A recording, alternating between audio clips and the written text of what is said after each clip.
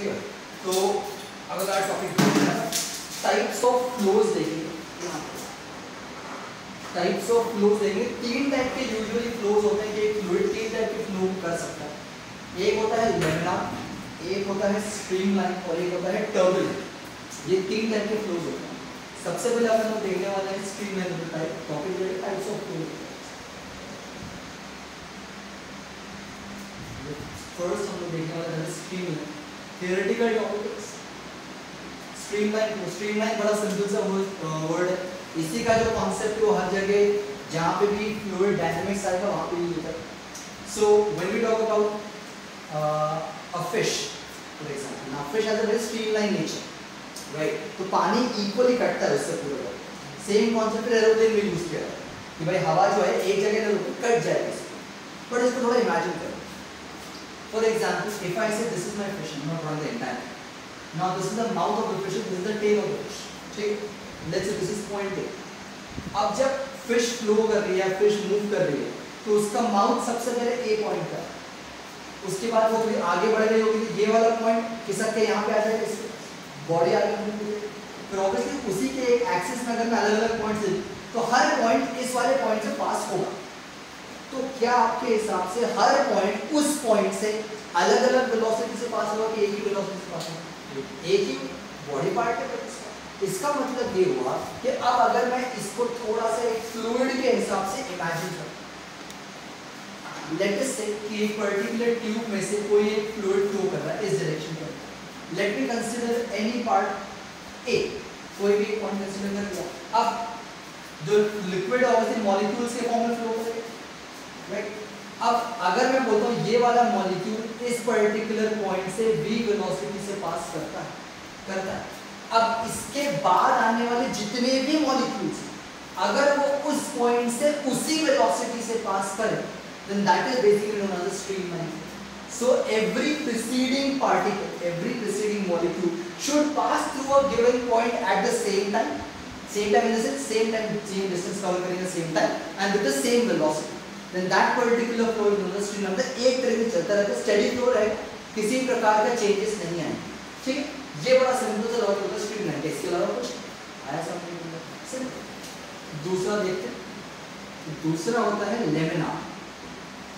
Laminar flow, अब इसका मतलब क्या होता है? लेमिनार इज लेयर, जो भी फ्लो लेयर के फॉर्म में हो, that is actually laminar.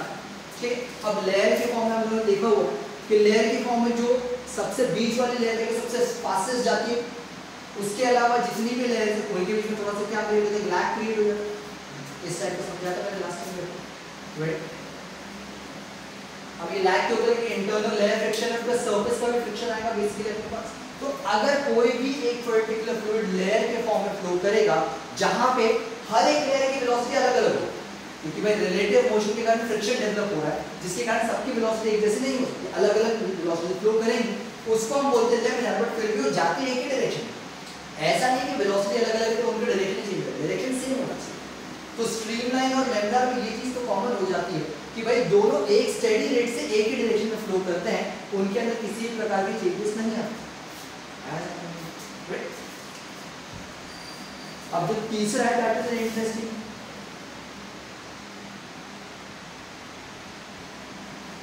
The third one is a turbulent flow. अब the word is turbulent, turbo. Turbo is always spinning. बहुत ज़्यादा फास्ट चीज़ होती है। इसका मतलब ये हुआ कि जितने भी पार्टिकल्स होंगे वो सबकी वेलोसिटी अलग-अलग वो अपने हिसाब से ट्रैवल करेंगे। बट अगर वेलोसिटी अलग-अलग हुई तो इसका ये मतलब इनका डायरेक्शन भी अलग-अलग होगा। इसका मतलब ये हुआ कि अगर मैं ऐसे 1 2 3 4 पार्टिकल्स कंसीडर करूं जो एक फ्लो को कॉन्स्टिट्यूट कर रहा है, तो सिर्फ उसको एक ही डायरेक्शन में बढ़ाने वाले मॉलिक्यूल बहुत कम होंगे, क्योंकि सब अपने अपने डायरेक्शन में जा रहे हैं। हो सकते हैं 4 में सिर्फ एक ही मॉलिक्यूल हो जो फ्लूइड को आगे लेके जा रहा है बेचारा, बाकी सब इधर उधर ही ट्रैवल कर रहे हो उस हिसाब से, राइट? इसका सबसे इंटरेस्टिंग एग्जांपल अगर आप देखो तो वो रहता है रेलवे ब्रिज का या कोई भी ब्रिज का। एक पिलर ले लेते सपोज, राइट? अब जो रिवर है सपोज यहाँ से फ्लो करती है, जैसे ही वो रिवर यहाँ पे आती है उसको एक कर्व पाथ मिलता है जाने के लिए, तो उसको उस पोल के आसपास से जाना पड़ता है, राइट? अब जैसे ये यहाँ से आएगा तो क्योंकि टर्बुलेंस क्रिएट हो रहा है उसके अंदर, तो वो आगे जाने के लिए यहीं पे घूम जाता है। सिमिलरली यहाँ से जो लिक्विड आ रहा है यहाँ पे आने के लिए यहाँ पे घूम जाता है। कुछ होगा जो थोड़ा बहुत आगे बढ़ेगा। तो अगर आपने कभी भी देखा होगा कि जब एक पर्टिकुलर ऑब्स्टेकल आएगा तो वहाँ पे वेलोसिटी एकदम बढ़ जाती है पानी की, पता है आपको? ये कॉन्सेप्ट अगर आपको देखना, कोई भी यूट्यूब पे वीडियो देख लेना फॉर रिवर राफ्टिंग, जो राफ्टिंग होती है रिवर, राइट, उसमें अगर आप देखोगे राफ्टिंग कर रहा है कोई इंसान, तो एक बोट, अब बोट्स को ऐसी जगह पे राफ्टिंग होती है जहाँ पे टर्बुलेंस ज्यादा क्रिएट होता है ताकि वो एडवेंचर आए, ये लॉजिक होता है। तो लॉजिक क्या है उसके अंदर, जैसे कोई ऑब्स्टेकल आएगा तो जो फ्लो स्टेडी चल रहा है, अब स्टेडी चलेगा तो कुछ तो यहीं पे रुक जाएगा पार्टिकल, कुछ उसके आसपास जाने की कोशिश करेगा, सबसे पहले तो वहीं पे वेलोसिटी अलग अलग हो जाएगी, डायरेक्शन चेंज होगा उसका। अब कुछ पार्टिकल होंगे जो सीधे निकल जाएंगे यहाँ से ऐसे हिट हो, कुछ पार्टिकल होंगे तो नहीं मैं तो यहीं से जाऊँ, हो सकता है यहाँ से एक और पार्टिकल तो उसकी कोलिजन के कारण वहीं पे घूम गया, वहीं पे रुक गया फॉर एग्जाम्पल, तो जिसके कारण एक एडी क्रिएट हुआ है, इसको बोलते हैं एडी, राइट। तो यहाँ पे हमारे पास एक एडी डेवलप हो जाता है बेसिकली। तो eddies is nothing but the turbulence of water और फ्लूइड बेसिकली, राइट। यही कॉन्सेप्ट करंट में भी आता है, अगले साल आप लोग कॉन्सेप्ट है एडी करंट का, पर वो थोड़ा अलग कॉन्सेप्ट है, अभी अपन सिर्फ बेसिक पे फोकस करें। तो this is what A turbulent flow is all about, जहाँ पे हर पॉइंट में वेलोसिटी अलग अलग होगी, डायरेक्शन अलग अलग होगा और बहुत कम ऐसे पार्टिकल्स होंगे जो फ्लूइड को आगे फ्लो करने में, एक डायरेक्शन में फ्लो करने में हेल्प कर रहे होंगे, बाकी उसमें टर्बुलेंस क्रिएट करने में ही काम करते हैं। अब इन तीनों से एसोसिएटेड एक नया टर्म आता है हमारे पास जिसको हम बोलते हैं क्रिटिकल वेलोसिटी।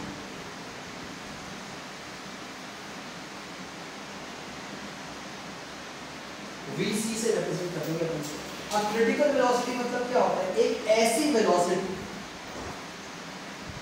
तो सपोज एक फ्लूइड एक सर्टेन वेलोसिटी से फ्लो कर, ठीक है, अभी इसकी वेलोसिटी क्रिटिकल से कम है, तो जब तक हमारा फ्लूइड क्रिटिकल से कम वेलोसिटी से फ्लो कर रहा है तब तक उसका जो फ्लो होगा या तो वो स्ट्रीमलाइन होगा या तो लैमिनार होगा।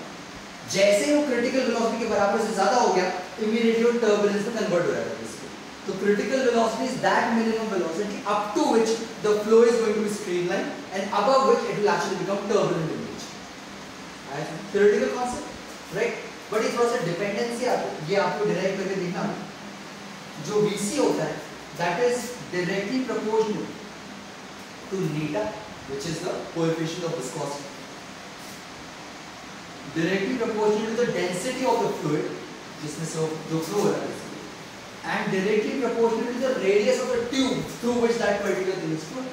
इसका मतलब ये हुआ कि अगर मैं सबको कंबाइन करूं और अगर एक कांस्टेंट लगा दूं तो ये कुछ ऐसा आना चाहिए। अब ये मैंने डिपेंडेंसी डायरेक्ट फार्मूला नहीं बनाया, ये फार्मूला आपको बना के देखोगे, ये मैंने डिपेंडेंसी के अकॉर्डिंग बनाया। अब अगर मैं इसको फॉलो करता हूँ, ये फार्मूला नहीं है यार, आपको पार्ट्स अलग अलग हो सकती है, मैंने सिर्फ इसको कंबाइन करके बताया, ठीक है। तो अब अगर इसको आपको प्रूव करना है कि फार्मूला क्या बनेगा, तो we can use dimension analysis for that, right. तो VC का जो डिमेंशन होगा वो किससे कंपेयर होगा, नीटा, रो और आर से कंपेयर होगा, इसके वेलोसिटी है।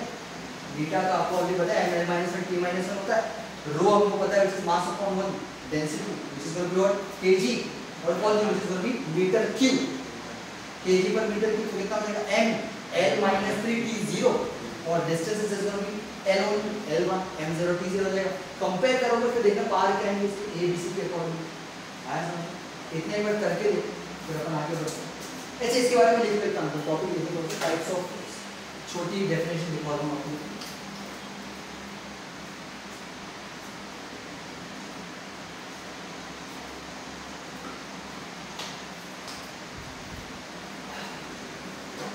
लिखेंगे फर्स्ट अपना स्ट्रीमलाइन, इसमें करेंगे it is a type of flow,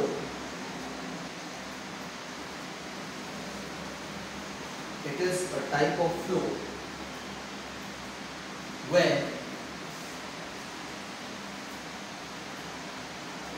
every particle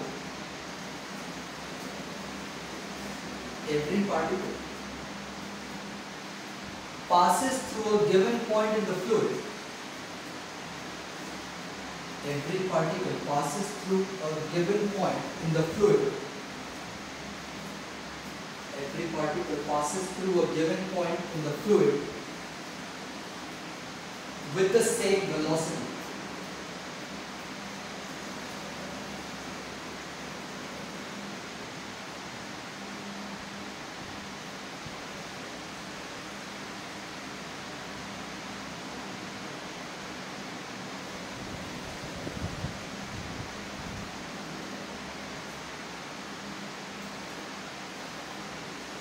याद रखो भाई, स्ट्रीमलाइन का मतलब ये नहीं कि स्ट्रेट लाइन, पास कैसे कर्व भी हो सकता है, बट वो सेम वेलोसिटी से पास होना चाहिए। तो ये चीज ऐसा होना कि स्ट्रेट लाइन को स्टैंडर्ड भी मतलब स्ट्रेट लाइन हो सकता है, कर्व पास भी हो सकता है।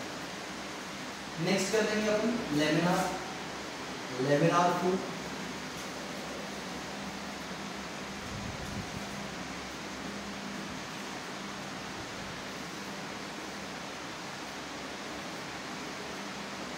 लेमिनार फ्लो इसमें लिखिए, it is a type of flow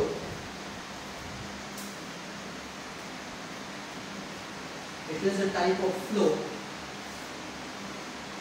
where the fluid flows in layers. It is a type of flow where the fluid flows in layers.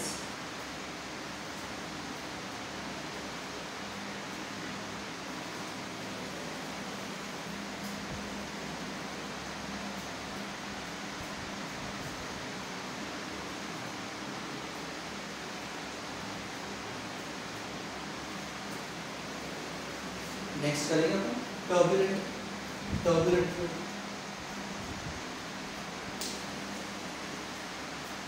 इसमें ये है, in this the particles of the fluid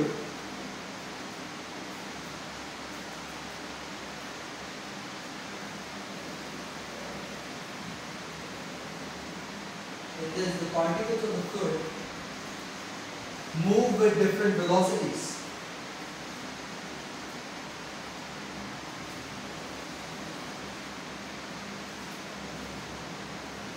Move with different velocities, and the fluid flow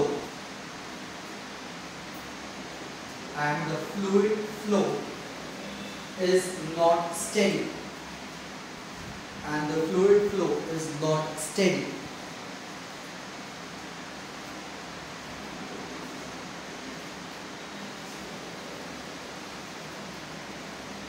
next topic बनाएंगे critical velocity. इसमें definition लिखना, फिर two output करें। Definition लिख लेंगे, it is the minimum velocity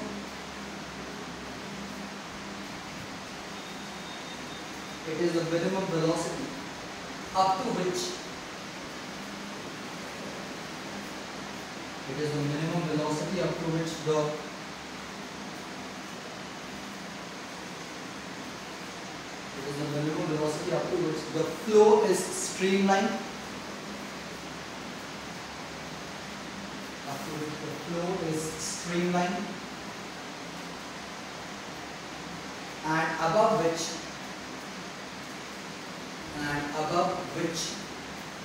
the flow is turbulent.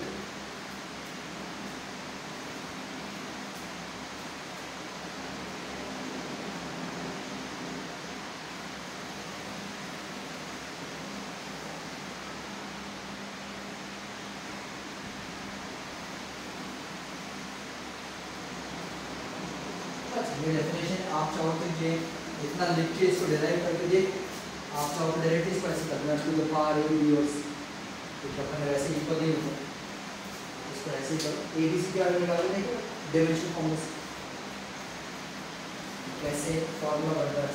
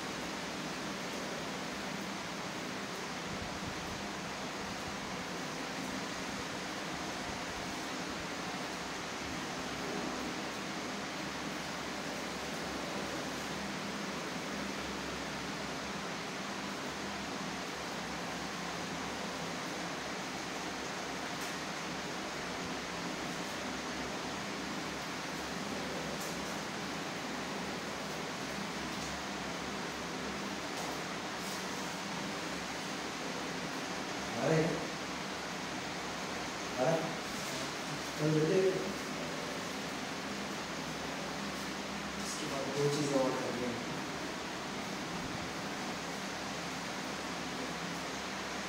Next lecture में खत्म करेंगे।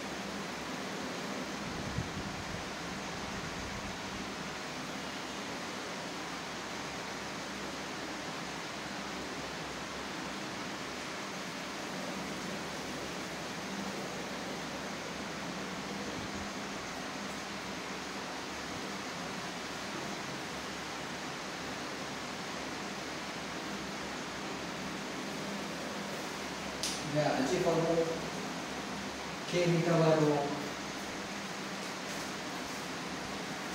dimensions से लिया आपको वो चेक करो metre density and distance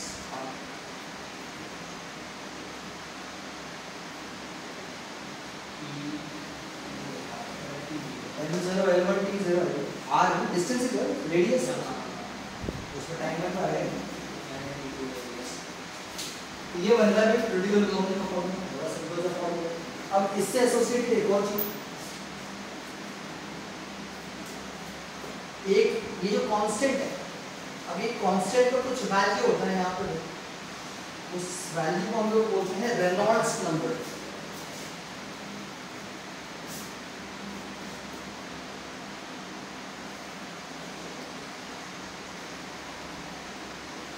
Reynolds number pure physical number है कुछ लॉजिक नहीं है इसका नंबर है बट ये एक ऐसा नंबर है जो डिसाइड करता है कि जो हमारे फ्लूइड का फ्लो है वो कैसा है it decides the type of तो अब रेनॉल्ड्स नंबर जो अगर मैं उसको एन आर से रिप्रेजेंट करूँ तो ठीक है। तो अब अगर इसकी वैल्यू जो है अगर वो 0 से लेकर 2000 के बीच में, देन जो फ्लो होगा वो या तो स्ट्रीमलाइन होगा या तो लेमिनार होगा 0 से 2000 के बीच में। अगर रेनॉल्ड्स नंबर की value is greater than 3000, then जो फ्लो होगा दैट विल बी टर्बुलेंट। और अगर रेनॉल्ड्स नंबर की वैल्यू इज बिटवीन 2000 एंड 3000, तो इस केस में क्या हो रहा है कि जो फ्लूइड है वो लेमिनार है, अब वो लेमिनार से टर्बुलेंट होने की कोशिश कर रहा है, ठीक है। तो यहाँ पे जो चेंज आएगा वो लेमिनार से टर्बुलेंस का।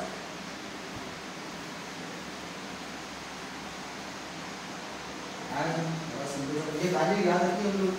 अब जो क्रिटिकल वेलोसिटी है अगर मैं उसको रेनॉल्ड्स नंबर के टर्म में एक्सप्रेस करूं,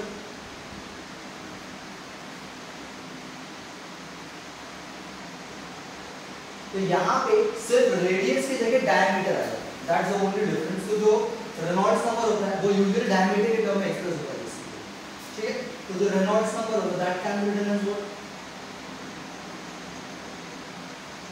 VC ρD by नीटा बेसिकली सेम फार्मूला है, बट यहाँ पे k की जगह अपन रेनॉल्ड्स नंबर पुट करो, रेडियस की जगह डायमीटर। क्रिटिकल वेलोसिटी रेडियस पे डिपेंड करती है, बट रेनॉल्ड्स नंबर का जो कांसेप्ट है वो डायमीटर पे डिपेंड करता है। डायरेक्ट प्रोपोर्शनैलिटी इसके ऊपर बेसिकली आया समझ, बड़ा सिंपल सा कांसेप्ट है, ये करना है जल्दी से। डेफिनेशन ऐसी कुछ नहीं, it is just a number which decides what the type of flow, इसकी वैल्यू पे डिपेंड करता है कि मैं फ्लो किस टाइप का है।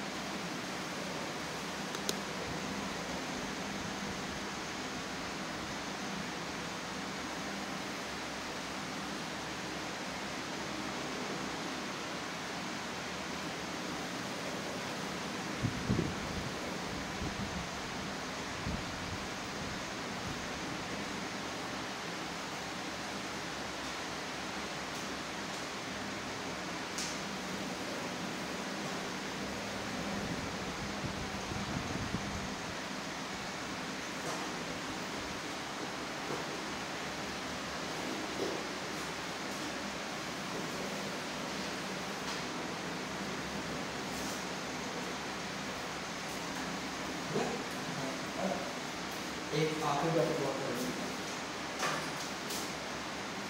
ये टॉपिक थोड़ा इंपॉर्टेंट है, इसका कॉन्सेप्ट बहुत ज़्यादा यूज होगा आगे जाके। This is known as equation of continuity.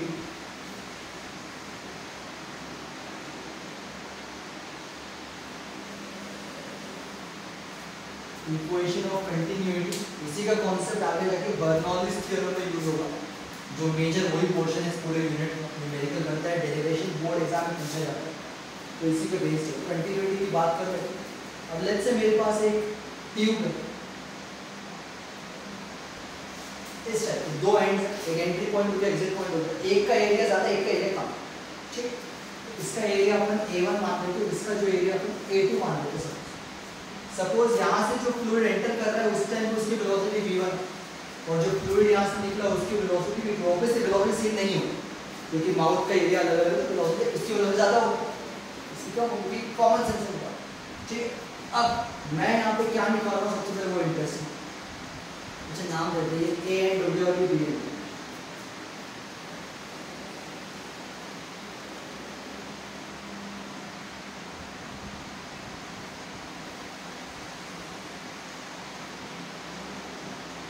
So the volume of fluid entering through A per second, एक सेकेंड के हिसाब से। अब वॉल्यूम क्या होता है, basically base area into height, area तो A1 ही होगा उसका। अब height is the distance covered by the fluid basically, but क्योंकि पर सेकंड बोल रहा हूँ तो जो वेलोसिटी होती है वो मीटर पर सेकंड होती है, मतलब वो 1 सेकंड में उतना डिस्टेंस कवर कर लेते हैं एक तरीके से। तो मतलब आई कैन राइट v1 या va for example as equal to a1 v1 के बराबर डायरेक्ट एरिया इनटू हाइट, क्योंकि पर सेकंड बोल जाते हैं यहाँ पे, जो v1 में डायरेक्टली उसका डिस्टेंस ही बन जाएगा एक तरीके से। आया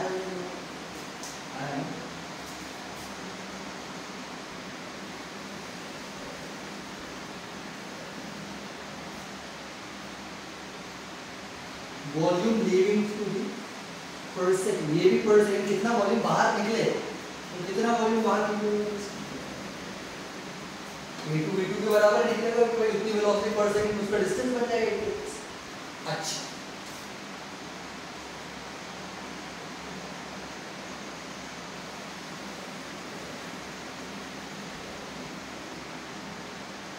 हम निकाल सकते हैं कि कितना मास है फ्लूइड का जो A में एंटर कर रहा है। अब मास होता है डेंसिटी इनटू वॉल्यूम, वॉल्यूम तो ऑलरेडी है अपने पास एक। अब इमेजिन करो ये जो फ्लूइड फ्लो कर रहा है ये कंप्रेसिबल फ्लूइड, कंप्रेसिबल हुआ तो हर पॉइंट पे डेंसिटी अलग अलग होगी, तो ये एक पॉइंट पे कम कंप्रेस हो तो डेंसिटी चेंज हो जाएगी, ज्यादा होगा तो डेंसिटी चेंज हो जाएगी। इनकंप्रेसिबल हुआ तो हर जगह डेंसिटी सेम होगी, ठीक है। तो हम उसको कंसीडर करेंगे कि कंप्रेसिबल है, इनकंप्रेसिबिलिटी की कंडीशन बाद में लगा देंगे। तो लेट अस अज्यूम कि यहाँ पे जो डेंसिटी है वो ρ1 और यहाँ पे जो डेंसिटी है वो ρ2 है, तो इस हिसाब से mass at A should be equal to ρ1 A1 B1 density into volume.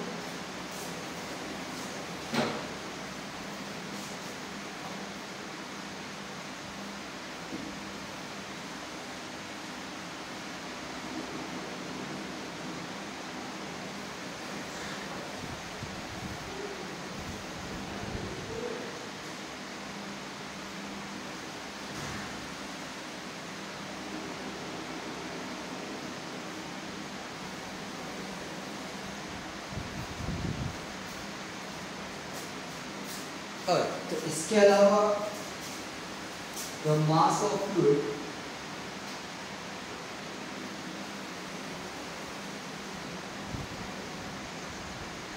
Leaving कितना हो जाएगा भाई, mv will be equal to ρ2 a2 b2, ठीक। अब ये इंटरेस्टिंग कॉन्सेप्ट आप बनाएंगे। ये देखो, अगर मैं बोलता हूं कि इस पूरी जर्नी के दौरान A से लेकर B के दौरान किसी भी प्रकार का फ्लूइड का ना तो लॉस हुआ है ना तो गेन हुआ, तो इसका मतलब ये हो कि जितना फ्लूइड यहाँ से एंटर हुआ उतना ही फ्लूइड वहां से निकलना चाहिए। दोनों केस में मास तो इक्वल होने चाहिए, तो इस केस में मतलब Ma और Mb आपस में इक्वल होने चाहिए। So if there is no loss of fluid then Ma should be equal to Mb। इसका मतलब ये हुआ कि ρ1 A1 B1 should actually be equal to ρ2 A2 B2। ये जनरल कंडीशन। अब अगर मैं बोलता हूं if fluid is incompressible, अगर ये इनकम्प्रेसिबल हुआ तो उस केस में ρ1 और ρ2 दोनों आपस में इक्वल हो जाने चाहिए। Let us assume both are equal to ρ, तो इस हिसाब से इक्वेशन ऑफ कंटिन्यूटी को क्या बना, ρ A1 B1 is equal to ρ A2 B2। that means A1 B1 comes out to be equal to what, A2 B2। so if I just write A1 by A2 that will be equal to what, B2 by V1। उल्टा हो जाएगा, मतलब जो area है that will be inversely proportional to the velocity of the fluid, या velocity will be inversely proportional to area। मतलब जितना ज्यादा एरिया होगा वहां पे वेलोसिटी उतनी ही कम हो जाएगी, जितना कम एरिया होगा उतनी ज्यादा वेलोसिटी हो जाएगी। This is what is the basic concept of equation of continuity. अगर कहीं ब्रेक नहीं हो रहा है तो ये कंडीशन हमेशा फॉलो होना कंपलसरी। हां, कहीं से लीक अगर हो गया तो अलग बात है, फिर लॉस भी हो सकता है उस केस में, बट अगर थ्रूआउट नया पाइप अच्छा काम कर रहा है तो इक्वेशन ऑफ कंटिन्यूटी मेंटेन रहेगी। आपने नॉर्मल पानी निकल रहा है, आपने हाथ रख दिया, वेलोसिटी बढ़ जाती है, लेकिन एरिया कम कर दिया बेसिकली आपने। ये कॉन्सेप्ट है, इसी कॉन्सेप्ट को अपन लोग यूज करेंगे बर्नौलीज के अंदर। एक और आता है टॉरस सीरीज थ्योरम, उसके अंदर यूज करें जो आपने टॉपिक बचा। ये करें वो तो आपका टॉपिक का आपका यूनिट खत्म हो गया।